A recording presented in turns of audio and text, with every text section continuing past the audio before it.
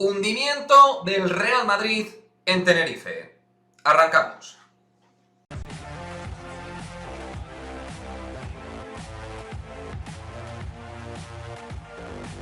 ¿Qué pasa, chicos? Muy buenas. Derrota del Real Madrid 72-59 frente a Lenovo Tenerife.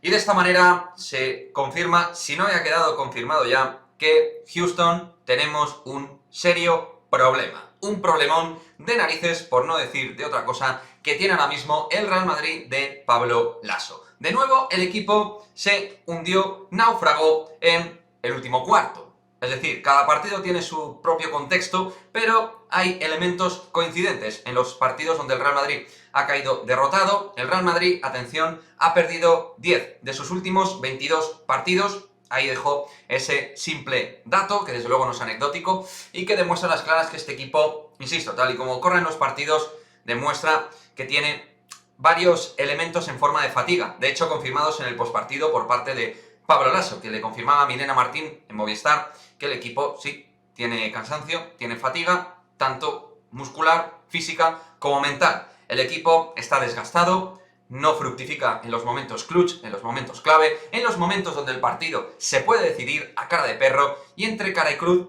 casualmente, pues nos sale casi siempre cruz. Y al final es que el equipo, podemos hablar de las estadísticas, podemos hablar de que el Real Madrid durante la mayoría del tiempo ha dominado el ritmo del partido en los 3 primeros cuartos mediante el rebote, tanto defensivo como ofensivo. Podemos hablar que ha habido algún momento en el primer y segundo cuarto que ha habido extrapás, buen movimiento de balón, algunos tiros interesantes, con Fabián Coser que estaba generando juego, algo que al Real Madrid le estaba faltando. Podemos hablar del extraordinario partido de Tavares en cuanto a la labor defensiva, con esos tapones espectaculares, pero a partir de ahí todo lo demás, junto a los 13 puntos de Sergio Llull, que han servido para nada y poco, es lo único que podemos salvar del Real Madrid. Y no a Sergio Llull, sino sus 13 puntos.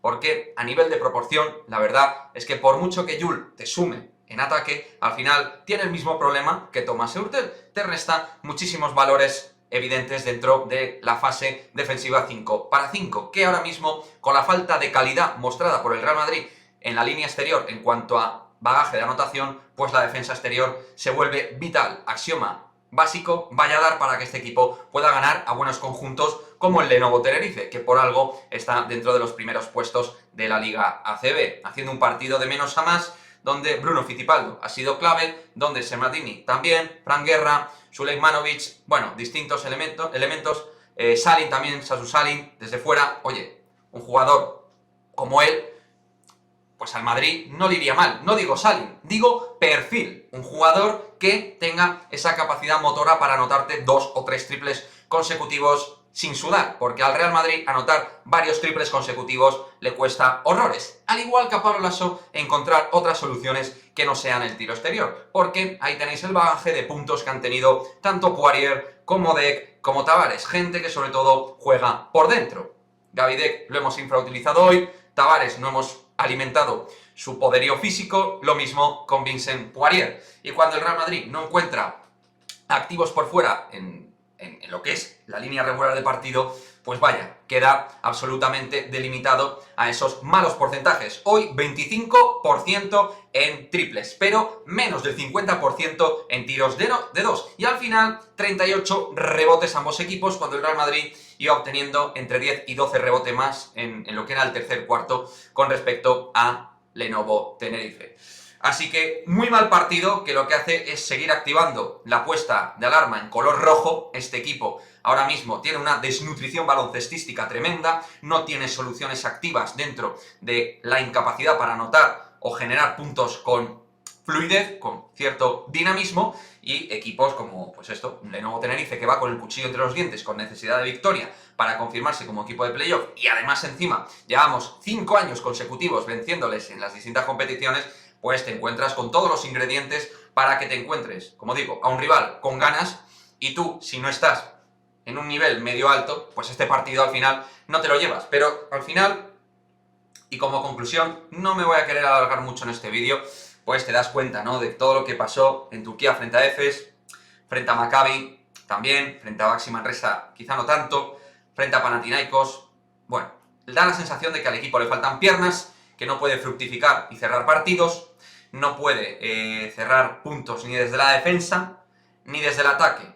Y lo que comienza bien no siempre acaba bien. Y el Real Madrid ha demostrado que va así en los partidos y que al final se cae como un castillo de naipes. Y que el entrenador hoy, sinceramente, a Lasso le he visto incapaz de encontrar pues algún atisbo de arreglo para todo lo que era un equipo pues con un desaguisado descomunal.